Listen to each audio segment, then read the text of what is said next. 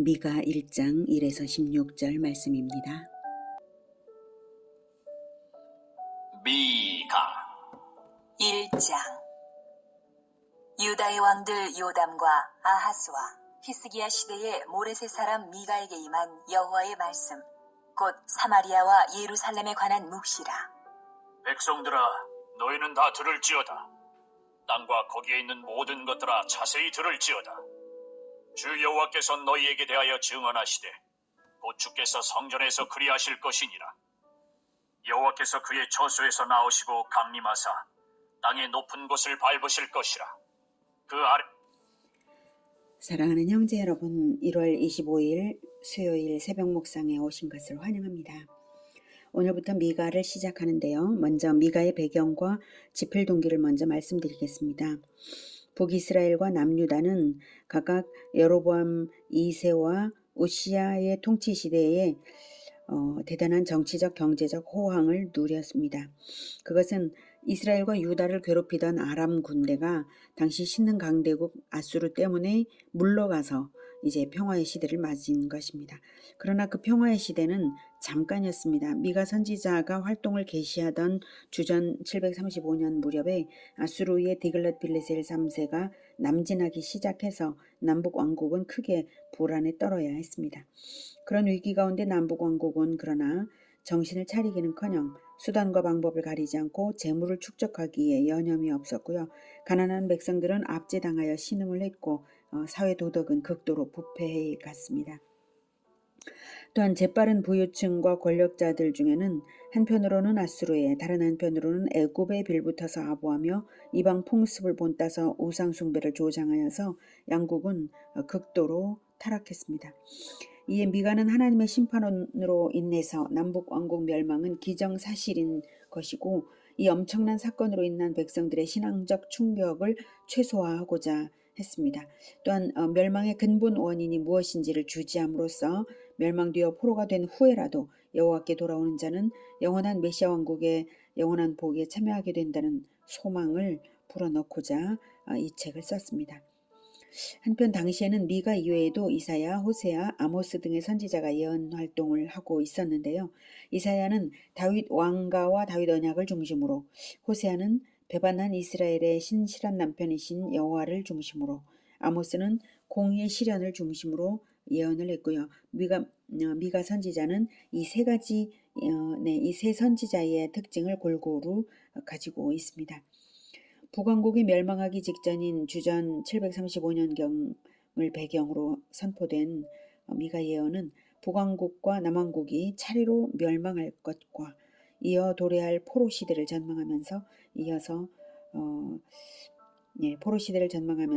선민 이스라엘이 어떤 자세로 대비해야 할 것인지를 교훈했습니다. 1절. 유다의 왕들 요담과 아하스와 히스기야 시대에 모레셋 사람 미가에게 임한 여호와의 말씀, 곧 사마리아와 예루살렘에 관한 묵시라. 미가 선지자가 예언을 한 시대는 남유다의 요담, 아하스, 히스기야 시대입니다. 세 왕이 다스린 약 54년간 예언을 했고요. 미가의 예언이 개인의 말이 아니라 분명한 여호와의 말씀임을 밝히고 있어요. 예언의 대상은 사마리아와 예루살렘입니다. 사마리아는 북이스라엘의 수도이고요. 예루살렘은 남유다의 수도죠. 즉 남북왕국 모두를 대상으로 예언을 한 것입니다. 2, 3절. 백성들아 너희는 다 들을지어다. 땅과 거기에 있는 모든 것들아 자세히 들을지어다. 이렇게 들을지어다로 이제 세 편의 설교를 이제 할 건데요. 미가서가 세 편의 설교로 이루어졌어요. 그래서 들을지어다로 설교를 시작하는데요. 주목하라, 모든 행동을 중지하고 주의 깊게 들으라 라는 강한 명령입니다. 왜 이렇게 명령하냐면 심판주 여호와께서 심판을 선언하실 것이기 때문에 그 심판 선언을 들으라 라고 하는 것이죠. 여기서 백성들아 라는 말은 여러 민족들을 가리키는 단어입니다. 열방들아 라고 번역하는 것이 바람직하고요. 땅과 거기에 있는 모든 것들까지 불러내는 것은 들음으로써 증인이 되라고 호출하는 뜻입니다. 선민을 심판하시는데 이방 족속들과 모든 피조물까지 호출하면서 증인 삼고 공감을 얻어낼 수 있을 만큼 이스라엘은 심각한 정도의 범죄 상태입니다. 그래서 땅의 높은 곳을 하나님께서 밟으실 것이라고 말씀하십니다. 우상 숭배 제단이 세워진 높은 산 또는 권력과 부를 믿고 자신을 높이는 교만, 하나님의 심판을 피할 수 있을 것으로 기대했던 모든 것들을 하나님은 밟으시고 심판하십니다. 4절. 그래서 산들이 높고 골짜기들이 갈라지기를 불 앞에 밀초 같고 비탈로 쏟아지는 물 같을 것이니 이는 다 야곱의 허물로 말미암음이요 이스라엘 족속의 죄로 말미암음이라. 야곱의 허물이 무엇이냐? 사마리아가 아니냐? 유다의 산당이 무엇이냐? 예루살렘이 아니냐? 하나님의 심판이 단행될 때에 이스라엘은 마치 지진과 화산 폭발이 있는 것처럼 산들이 높고 골짜기들이 갈라지듯 참담한 지경에 이르게 될 것입니다. 그리고 그 원인은 5절에 말하는 것처럼 이는 다 야곱의 허물로 말미암음이요 이스라엘 족속의 죄로 말미암음이라고 이유를 밝히고 남북왕국의 수도인 사마리아와 예루살렘이 죄와 우상숭배를 주도했음을 지적하고 있습니다. 6절. 이러므로 내가 사마리아를 들의 무더기 같게 하고 포도심을 동산 같게 하며 또 그 돌들을 골짜기에 쏟아내리고 그 기초를 드러내며 그 새긴 우상들은 다 부서지고 그 음행의 값은 다 불살라지며 내가 그 목상들을 다 깨뜨리리니 그가 기생의 값으로 모았은즉 그것이 기생의 값으로 돌아가리라. 사마리아를 완전히 폐허가 되게 하고 그 위에 마침내는 포도밭이 형성되어서 사마리아에 대한 기억이 완전히 사라지게 하겠다는 말씀입니다. 이 예언은 오늘날 문자적으로 성취되어서 사마리아의 옛 터가 모두 밭과 촌락으로 바뀌었다고 합니다. 그 음행의 값은 다 불살라지며 우상숭배는 영적 음행이고요. 또한 당시 우상숭배는 음행을 동반했기에 우상에게 바쳐진 모든 것을 화대에 비유하고 그 모든 재물들이 대적들에게 불살라질 것을 예언합니다. 그리고 기생의 값으로 돌아가리라는 적국에게 탈취되어서 우상에게 바쳐질 것이라는 뜻입니다. 이렇게 하나님의 심판을 선언하는 미가 선지자 자신이 얼마나 괴로웠는지요. 9절부터. 이러므로 내가 애통하며 애곡하고 벌거벗은 몸으로 행하며 들깨같이 애곡하고 타조같이 애통하리니 이는 그 상처는 고칠 수 없고 그것이 유다까지도 이르고 내 백성의 성문 곧 예루살렘에도 미쳤음이니라. 미가 선지자가 애통하고 애곡하기를 들깨같이 타조같이 하리라고 합니다. 타조 울음소리는 어떤지 모르겠으나 들깨의 긴 울음소리처럼 운다면 정말로 처절한 슬픔에 찬 그런 사람의 울음이죠. 심판의 심각성이 그 어떤 것으로도 위로받을 수 없을 만큼 비통하기 때문입니다. 9절. 이는 그 상처는 고칠 수 없고 그것이 유다까지도 이르고 내 백성의 성문 곧 예루살렘에도 미쳤음이니라. 네, 이것이 들깨와 타조처럼 애통할 수밖에 없는 이유입니다. 누구도 막을 수 없고 누구도 치유할 수 없다는 절망 때문에 통곡한 것입니다. 그런데 내 백성의 성문, 내 백성이라는 표현 때문에 내가 애통하며 애곡하리라는 주체가 하나님 자신인 듯 느껴지죠. 예, 하나님 자신이라 해도 됩니다. 훗날 예수님께서는 예루살렘에 입성하실 때에 예루살렘의 멸망을 예언하시면서 통곡하셨던 일이 있으시고요. 그 예언대로 주 70년에 예루살렘 성전은 파괴되고 이스라엘은 멸망했습니다. 예수님께서 오신 그 장면 누가복음 19장 41에서 44절이고요. 제가 읽겠습니다.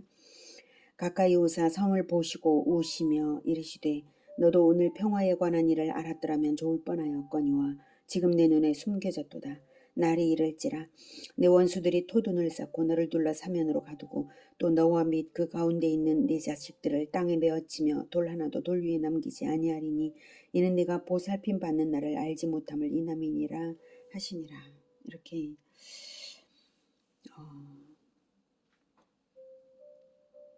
예수님을 믿으면 평화가 되는 것을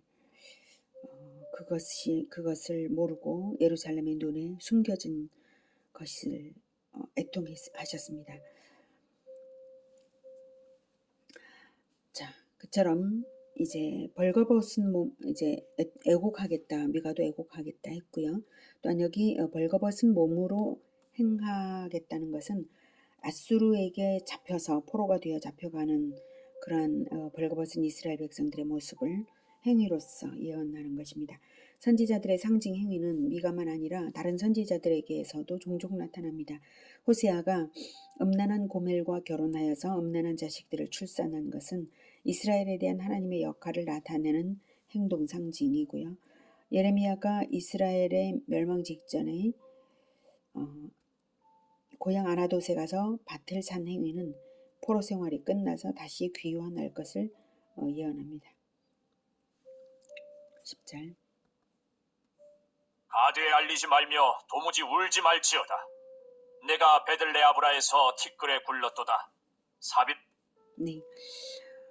가드는 블레셋의 5대 도시 중 하나로 이스라엘의 오랜 숙적입니다.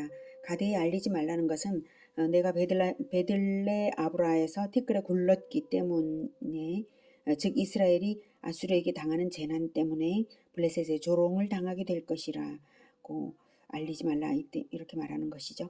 베들레아브라는 먼지가 많은 도시라는 뜻의 지명입니다. 먼지를 뒤집어 쓰는 것은 극한 슬픔의 표시이기도 하고요. 이스라엘이 포로로 잡혀서 티끌에 구르는 신세가 될 것을 또한 의미하는 것이기도 합니다. 11절 주민아, 너는 벗은 몸에 수치를 무릅쓰고 나아갈지어다. 사안한 주민은 나오지 못하고 베데셀이 애곡하여 너희에게 의지할 곳이 없게 하리라. 사빌은 아름다운 성읍이라는 뜻입니다. 아름다운 성읍 사빌이 벗은 몸으로 끌려가는 수치를 당할 것을 예언한 것이고요. 사난은 진군의 거리라는 의미로 군사 도시인데요. 그런데 진군의 거리가 진군하지 못한다라고 예언하고 있습니다. 베데셀은 머무르는 집이라는 뜻인데요. 그런데 의지할 곳이 없게 되어서 머무를 수 없게 된다는 것입니다. 12절 마롯 주민이 근심 중에 복을 바라니 이는 재앙이 여호와께로 말미암아 예루살렘 성문에 임함이니라. 마롯은 쓰다, 비통해하다는 의미입니다. 마롯 주민이 근심 중에 예루살렘에 소망을 두고 복을 바라지만 여전한 근심과 비통뿐이라는 의미죠. 왜냐하면 재앙이 여호와께로 말미암아 예루살렘 성문에 임한 것이기 때문에 마롯까지도 당하는 것이지 예루살렘이 온전해서 마롯을 구원할 수가 없는 상태라는 뜻입니다. 13절 라기스 주민아, 너는 준마의 병거를 메울지어다. 라기스는 딸 시온의 죄의 근본이니 이는 이스라엘의 허물이 내게서 보였음이니라. 라기스는 애굽에서 이스라엘로 들어오는 관문이고요. 이스라엘의 중요한 군사적 요새입니다. 그런데 준마의 병거를 메울지어다 라고 하는 것은 요새를 버리고 빠른 말을 타고 시급히 도망쳐야 함을 알게 하는 예언입니다. 라기스는 딸 시온 즉 예루살렘의 타락을 주도했던 근원지이기 때문에 임박한 재능을 면할 수 있는 가능성이 전혀 없다 이런 뜻입니다.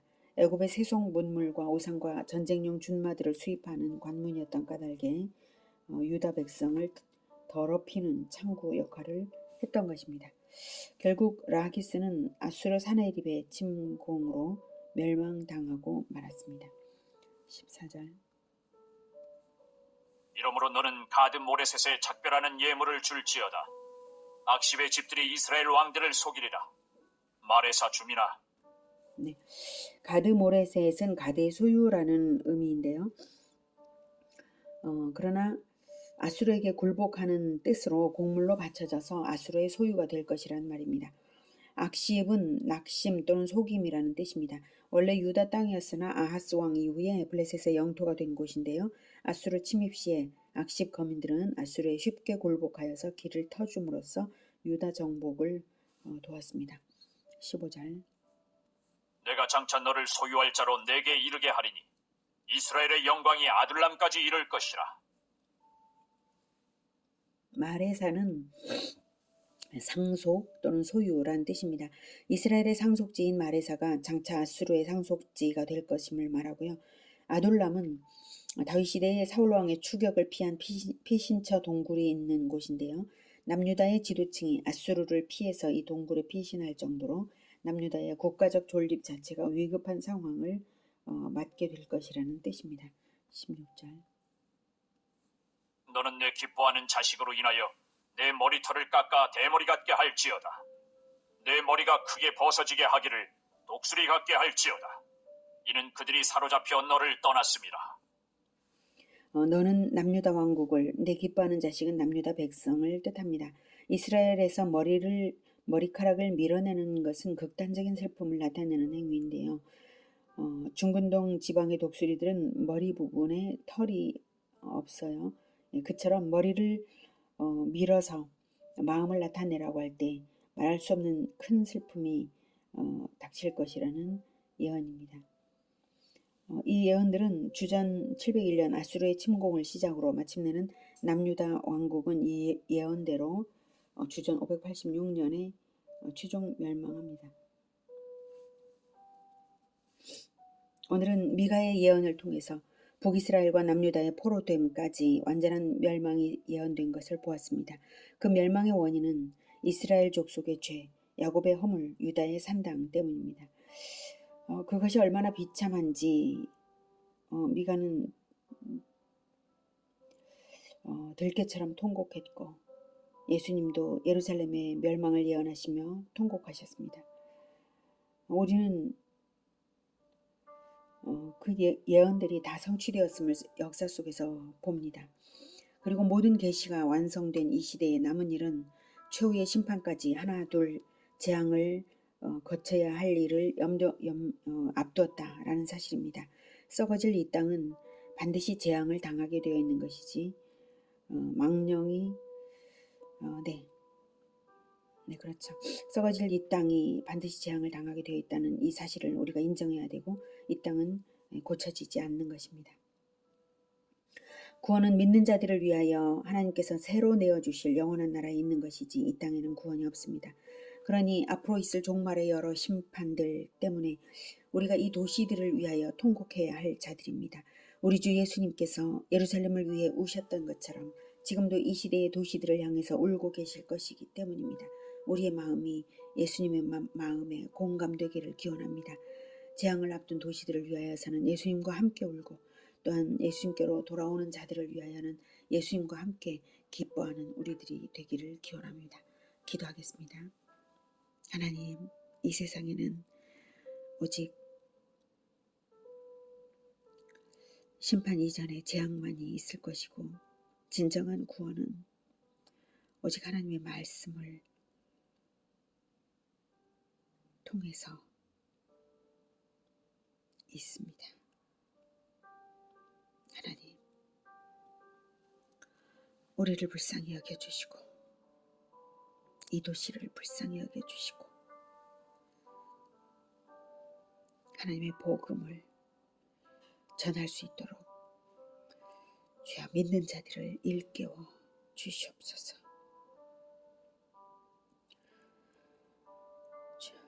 예수 그리스도의 이름으로 기도드립니다. 아멘. 이어지는 시간은 개인 기도 시간입니다.